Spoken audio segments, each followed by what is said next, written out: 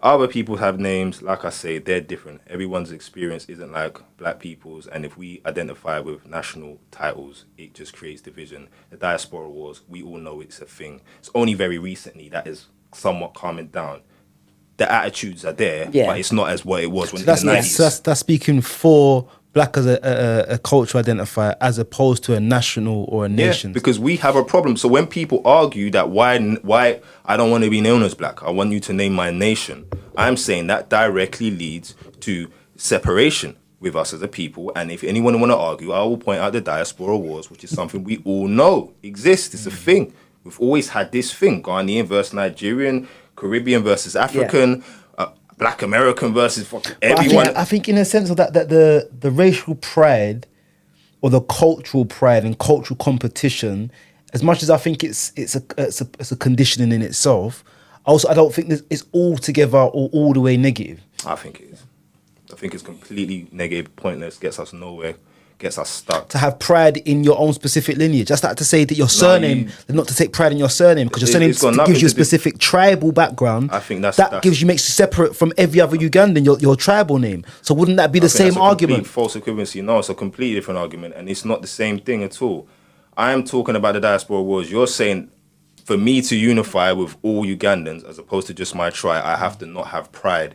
I know what you're saying. I've heard this many times in many different ways. So I'm giving you this example in this Ugandan context. It's the same thing. I've said it I'm in a group chat with my people, and when I mention Ugandans as a whole, it's like, well, we got to do for ours. I'm like, no, but we're all one. But what? Then them man have done this, but we should look after ourselves because aren't you a true trolley and this type of thing? So this is the tribes within Uganda. It's got nothing to do with how much pride I have in my lineage to say I'm unified with all black people everywhere. It's got nothing to do with it. Doesn't diminish it in any way. There's no need for me to diminish my pride in my direct lineage to say that you were as much African as me. That doesn't. Why should it?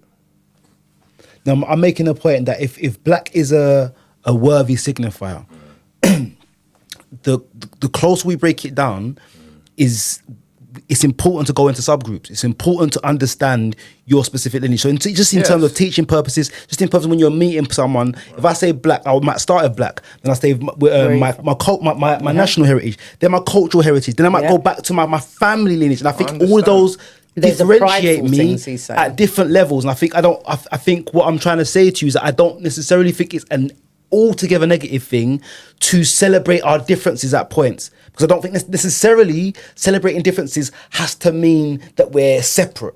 Do you understand? We have festivals. That's what we say. I get what you're saying. We have carnival. I don't have to in any way disidentify with my specific lineage to have that same idea that you are as African as me. We are the same. Doesn't mean I'm saying I'm no longer now Lou. I'm no longer a trolley. That means nothing.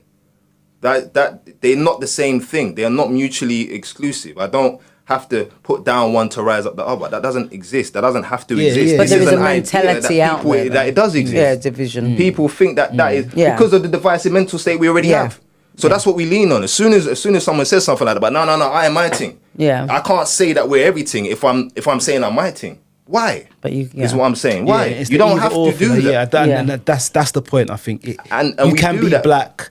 You can be African, you can be Ugandan, you can be Maroon, you can be all of these subgroups as well as. And I think what I was and one trying don't to say, diminish the other. One don't mean that you're diminishing the other. There's no need for that. I think we all agree on that point. One doesn't, but some people do have that. I'm saying that's the prevailing view because we have a divisive mentality. Because we're already on this division mindset, we look for any excuse.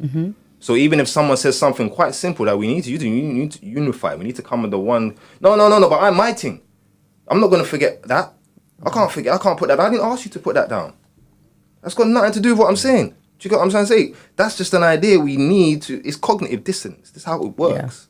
You challenge me with an idea that challenges the way I really think. I'm just going to defend it. I don't care whether it's wrong or right. I'm just going to defend my stance.